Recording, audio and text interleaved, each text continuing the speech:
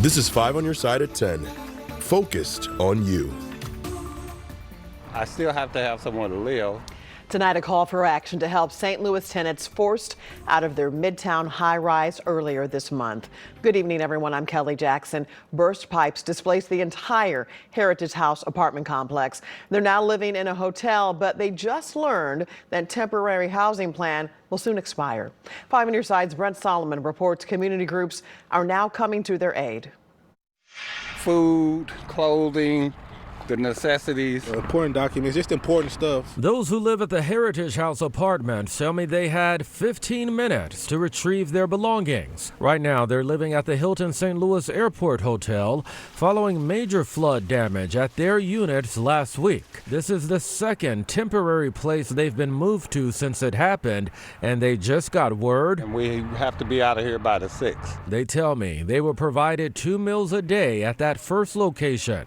But since they've been here, they say they've been on their own for food and trying to navigate where they'll go next. Try to figure it out as we go. There's definitely to be a call to action to ensure that they're taken care of. It is why Dwight Pollard of St. Louis is collaborating with other groups to do something. Blossomwood Day School, along with the Cardinal chapter of the Top Ladies of Distinction, came together. So we did a collection from the parents for scarves and socks and hats, and also collected money to also purchase additional supplies to be delivered. Now, the Urban League's Federation of Block Units is sending out this message. They're looking for people to help deliver food and to soon help some of the seniors who lived here to pack up and move to wherever they'll end up next. I just renewed my lease for a whole year. And for them to tell me I have nowhere to go, I think is wrong. Brent Solomon, 5 on your side. And if you would like to sign up to volunteer with the Urban League, we have placed the contact information on ksdk.com. The city will host housing fairs at the Airport Hilton Tuesday from 9 to 1 p.m. and again Wednesday from 1 to 8 p.m. 2 homes were evacuated after a neighboring house partially collapsed this afternoon. The house was known to be a shelter for the homeless before one of the walls caved in. The St. Louis City Fire Department got a call reporting people trapped, but no one was found inside or in the rubble. One building was partially damaged by the collapse, and another could be if the building comes down. The people living there may need to move out permanently. If we have some inclement weather or high winds, that will obviously have an effect on this. So that is in the hands of the experts in the building division. That is their specialty. They'll determine how to make this safe, and it might mean that this building, people can't live there and maybe people can't live on the other side, but that's their lane of traffic. The fire department says the motor on the back wall deteriorated over time, which weakened the wall, possibly leading to that collapse. They're still investigating. Winter weather hit water mains so hard in our area, so Missouri American Water is working to avoid future breaks and plans to replace about 60 miles worth of pipes throughout the county by the end of the year. Today, crews fixed about half of the county's breaks reported earlier this week, but there are still a few more to go. Currently, we're working about 7 main breaks. Last week, during the peak of the winter weather, if you will, we were seeing about 30 a day. So things have slowed down significantly, and our crews have been able to keep up, and they're finally getting a little bit of a much needed break. 45 of the 60 reported water main breaks in St. Louis City have been fixed. Some of the projects have been put on hold as funds become available.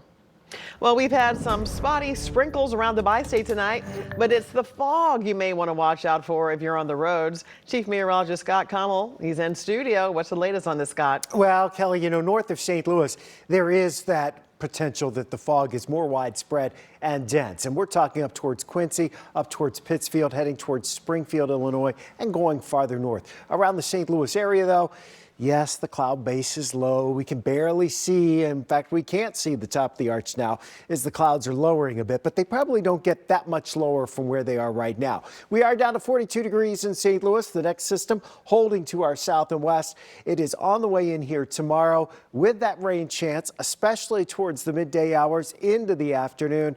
It'll be a lot lighter, though, in terms of rainfall amounts compared to what we have seen. Spooky scene looking down at the arch. Hey, are you missing the sun? Yes. 1.92 inches of rain over the past 4 days in St. Louis. And just with this last observation out of Lambert, an overcast sky for the last 123 consecutive hours.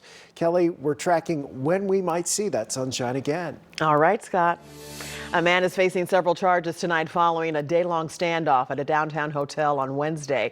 Those charges include kidnapping, unlawful possession of a firearm, armed criminal action, and endangering the welfare of a child. Police say William Gorley held a woman and 2 children hostage in one of the rooms at the Drury Inn off Market Street. They were not physically hurt, and everyone was released by late afternoon. Gorley remains in the hospital for an evaluation. A Ferguson man has been charged for a shooting that left another man dead on Christmas Eve. 21-year-old Keon Kennedy is facing first-degree murder charges and multiple counts of armed criminal action. The victim was 20-year-old Sean Kennedy. According to court documents, Kennedy states he was responsible for the shooting. He is being held without bond.